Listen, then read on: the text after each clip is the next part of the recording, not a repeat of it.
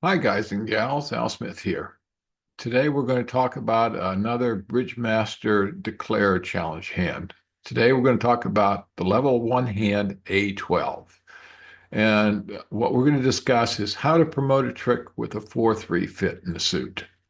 All right, let's take a look at some information with respect to 4-3 suits. Let's just assume we've got the 5-4-3-2 of a suit in the dummy, and Declare has the 8-7-6.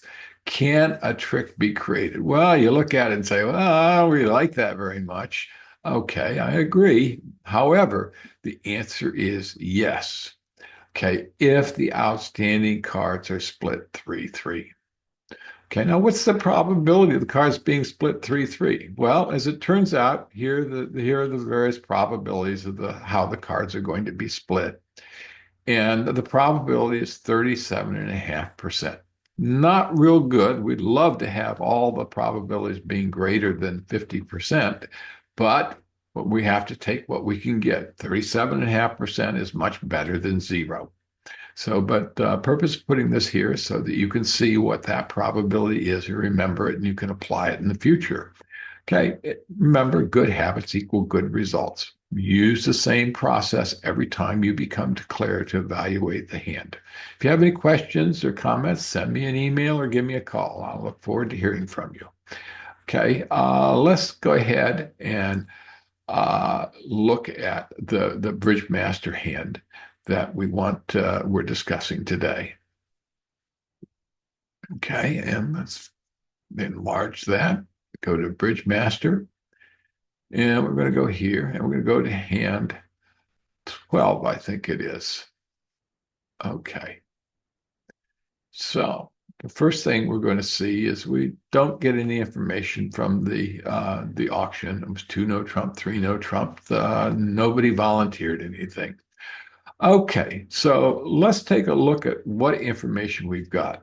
The West opponent led the Queen of Spades. He's probably leading from the top of the sequence. Could be shortness, but it's more probable that it's the top of the sequence. Okay, so Spades is definitely a danger suit. One of the things to consider is that if the opponents get in the lead because they can't see the declarer's hand, is they're probably going to return a spade. Okay, how does that affect things? Well, we need to be able to maintain. Let's take a look at how many quick tricks we've got. We've got 1, 2, 3, 4, 5, 6, 7, 8. We need to develop a trick. Can we develop a trick in spades? No. Can we develop one in hearts? No. We've got 4 hearts. No way can we, unless we knock out, we mug an opponent and steal a heart. With no way we're going to get a fifth trick. But we've got 7 clubs and we've got 7 diamonds. Both have a 4-3 fit. Okay, which one is most likely to the suit that we want to try to develop? Well, that's kind of a toss-up. We have to consider some we have to consider the information that we have available. Okay, well, they led the Queen of Spades. Okay, so if they get in the lead, if East gets in the lead, East is most likely to return a spade. Okay. In clubs, they have the ace, king, queen. In diamonds, we have the ace, king, and 3 in the declarer's hand, 4 in dummy. Okay, so the hand that from just visually, superficially, the suit that is most likely to yield a fourth trick from the 4-3 split is diamonds. Now, there's another factor to consider here. We have 4 hearts. Okay, so we could take 4 hearts. We know that on the 4th heart, each east and west is going to have to discard a hand. So we can, in essence, do what is a mini squeeze. We can force them to discard a card, okay, which might help us in terms of seeing what they discard and establishing that night trick. So what we're going to do is we're going to play the 3, come around here, and we're going to take the king of spades. We preserve that ace of spades as the entry into the dummy because we're going to try to make use diamonds as the suit to establish the ninth trick. So what we're going to do first, we're going to lead the ace of hearts. Okay, both of them followed. Okay, that's 4. We're going to lead another heart. Both of them follow. That's 8. Lead the queen of hearts. Okay, both of them follow. We're not getting a lot of information from the opponents. So that's 12. We're going to lead the 13th one. Okay, now threw away a club. All right. So that gives us a little bit of information. Now that's up to 8.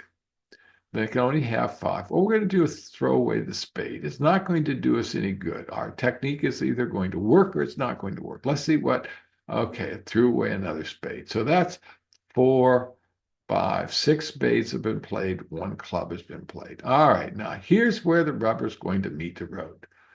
Because we've got the ace king, we can force the situation in determining whether it's a 4-3 split. We're going to play that ace.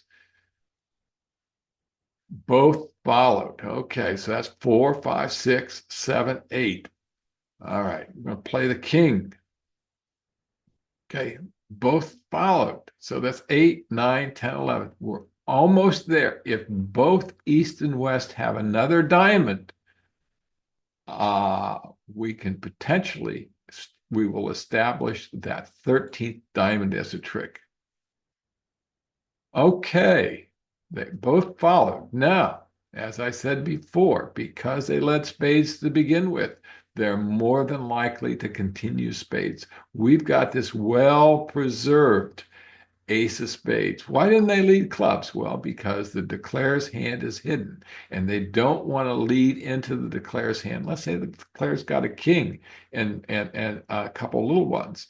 Leading a club would set up that trick. So they led the spade. Okay, we're going to take that ace. Okay, now we've got that 13th diamond.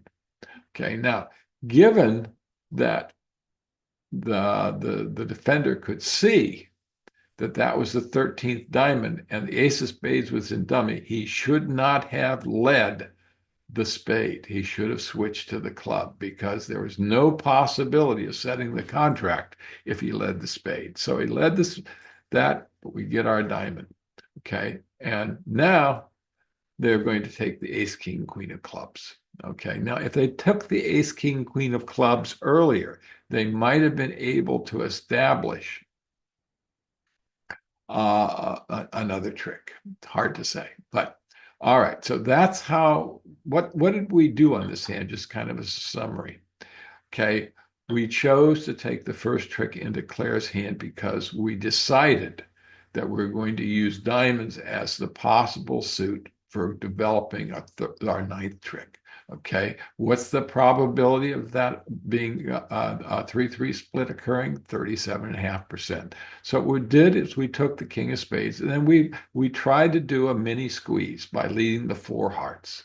Okay, normally the probability of these being 3-3 is only about 37.5% also. So, but we get a little bit more information. But then we led the ace king of diamonds and we led the 2. We did that because we could force the situation. The third round of diamonds would determine whether we could establish the 13th diamond as a trick. And lo and behold, it works. So what was the probability that we were going to make this hand? 37.5%, because all depended on the diamond splitting 3-3. It's not the greatest technique in the world, but it is the one that we have. If you have no other choice, that's what you have to go with. Hopefully, this will give you a hand. This is a technique that you'll be able to use. Have a good day.